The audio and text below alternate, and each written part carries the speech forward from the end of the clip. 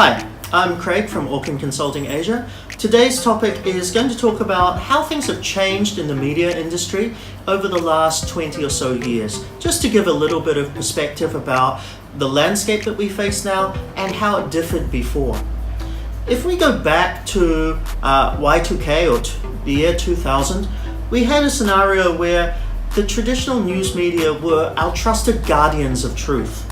Today, we face a situation where traditional news media are actually under attack, and social and online media are not only challenging what they put out, but the advocacy of false news or fake news or whatever, alternative facts if you're a Donald Trump supporter, have actually changed the way in which not only do we view social media, but the amount or the level of trust that we put onto traditional media. Originally, if we go back again, 2000, Y2K, social media didn't exist, so any form of alternative media other than your standard national tabloids or city-based tabloids and newspapers, nothing really existed. Alternative media was very much underground. It was also not something that was seen as a credible avenue for public relations to be using. Now today, we have a situation where this alternative media, as we view it, is actually central to the entire media experience. What we find now is our traditional print publications are the ones that are being marginalized or are being considered as alternatives.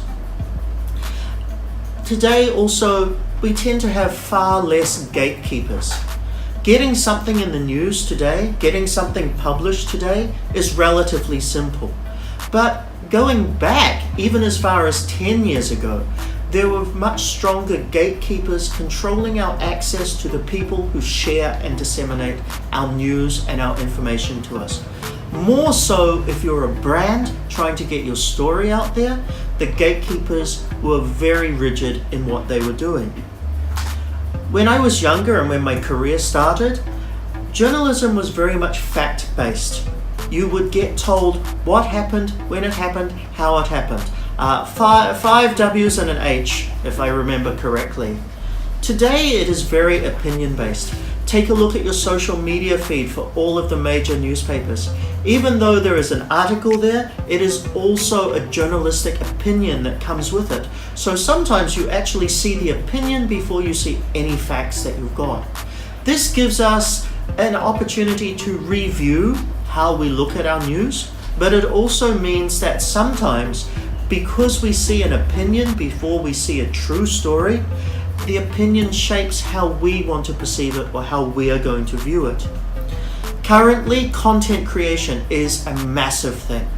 It is totally exploding, and it's becoming at the heart of a lot of what businesses are trying to do in getting their information out there. But going back even 15, 20 years, there was very limited content creation. It came back to there being facts only. The major difference though the major difference of what has happened over the last 15 to 20 years is the dichotomy almost between authority and authenticity. Traditional publications were always seen as an authority, but today we don't view them in that same way. What we seek now is authenticity. How does this embed to our life? How do we relate to it? Versus how do we know that something has happened in our community? So this is some of the changes that our industry is facing. No doubt into the future it's going to continue, and what we say as authenticity today will be viewed very differently even 5 years from now. So thanks for watching for today. Please visit us on our website www.orchan.asia or on our blogspot orchanpr.blogspot.com. See you next time.